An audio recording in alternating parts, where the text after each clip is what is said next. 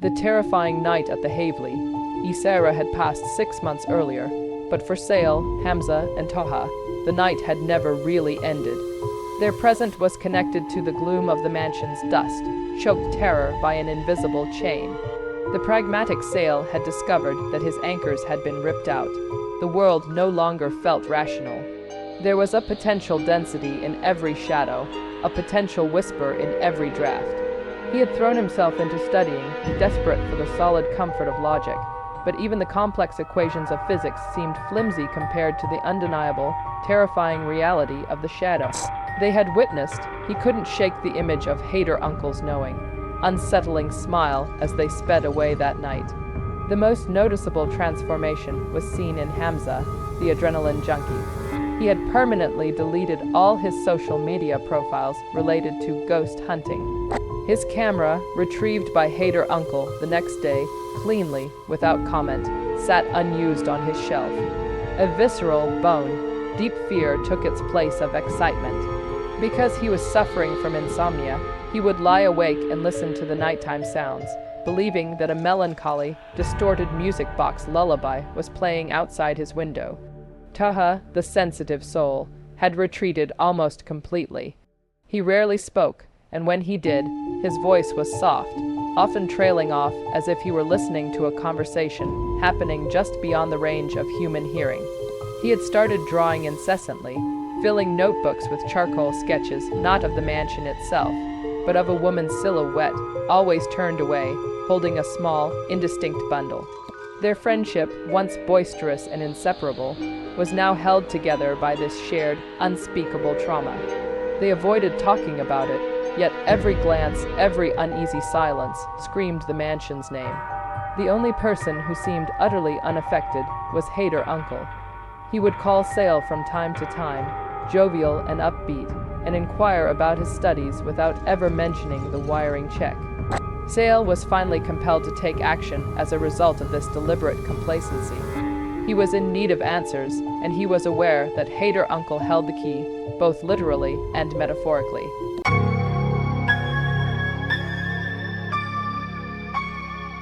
Sale cornered his uncle at a family dinner. When Hader told a story about a recent property deal, he was having a lot of loud laughter. The perfect picture of a successful, carefree man.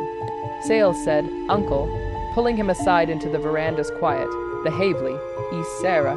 Hader's smile didn't drop, but his eyes momentarily went cold and hard. "The old house, oh my, son, did you finally get over your little apprehension? The mind can be tricked by dust. Don't patronize me," Sale said, his voice low and tight with forced calm. "We saw things. Things that defy dust, logic, and reality. You also knew. You knew exactly what was there." Hader sighed, the joviality draining away, replaced by a weary resignation. For a moment, he seemed really old. "It's complicated, Sale. Some things are best left undisturbed. That house is disturbing us now. We can't sleep, we can't function. Taha is drawing ghosts. We need to know what happened there. What brought you to send us?" Hader stared out at the dark, star-filled Rahim Yar sky. My colleague, the owner, had inherited it. He tried to sell it, but the presence prevents any prolonged stay. It's like a territorial curse. He needed someone available who could break the pattern and possibly reduce energy. And you chose us. Sale felt a cold fury surge. "I chose you because of your logic, your skepticism. I thought you would see nothing, scoff, and leave.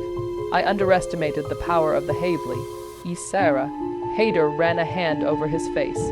"The owner made a desperate bargain years ago. When the house was built in the early 1900s, there was a tragedy. A woman, the wife of the original owner, and her infant child. She was isolated, driven mad, and died in that nursery. Her sorrow became woven into the foundation. She wasn't malicious. She was just, demanding comfort, demanding her child back." Sale felt a chill. The sling, the music box, it was her. The current owner, he tried to quiet her. He brought in experts and sages. Nothing worked. The only thing that seems to quiet the house temporarily is a visitation. A short, sharp shock to the spirit, a distraction. "So you used us as bait." Hader turned around. "I did, but I protected you. That's why I came back early. I knew the moment the shadow appeared, the house had taken enough energy, the offering it required. Sale whispered, remembering the chilling voice. It was our fear. Exactly. Sale, now stay away. You have the solutions. Don't go back. Sale, however, shook his head. Uncle, while we have a piece of the puzzle, the house still has a piece of us. We must return to finish it.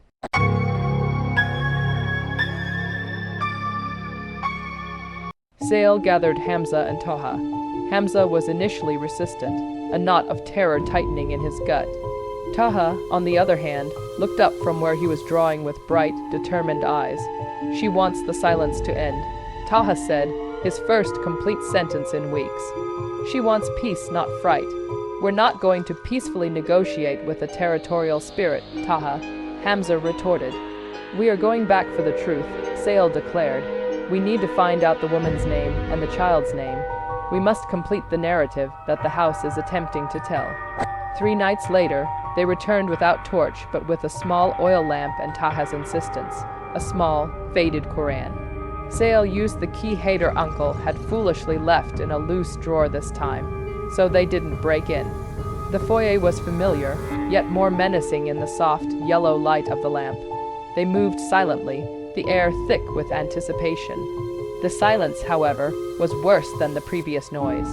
There were no groans, no whispers, no sounds of the winding music box. The house was waiting. They went straight to the nursery. Even though there was no air movement in the room, the cradle was still swaying slightly. The music box was shut, where she is. With his hand on the hilt of a small, decorative knife he had brought, Hamza whispered. Taha exhaled, she is here. Listen. A sound, faint as the rustling of silk, came from the floorboards near the nursery window. Sale knelt down, pushing away a small, ornate carpet with his foot. He saw a slight discoloration in the wooden planks. Using the edge of the knife, they pried open a loose section. Underneath, tucked into a hollow, was a small, brittle leather journal and a tarnished silver locket. The journal was picked up by Sale. The leather cracked in his hand.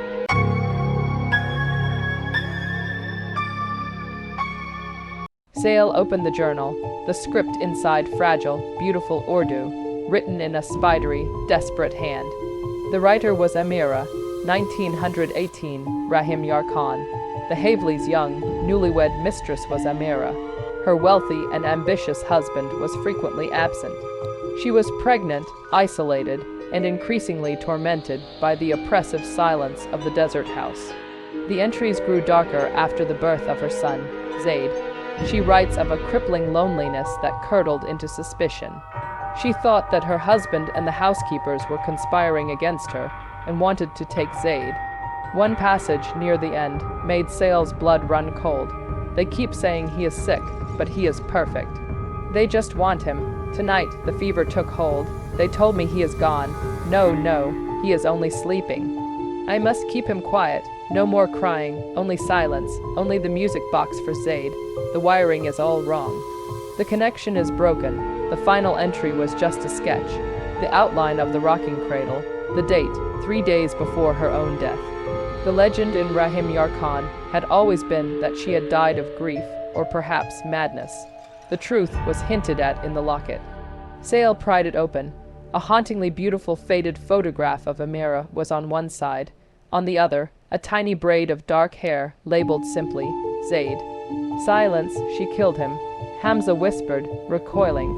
She thought she was saving him from the fever, or from her husband, by silencing him, and then she killed herself. Taha said, gently touching the old cradle, the house isn't just her sadness, it's the shame of not telling the truth. She wants the world to know she wasn't just mad, she feared the worst.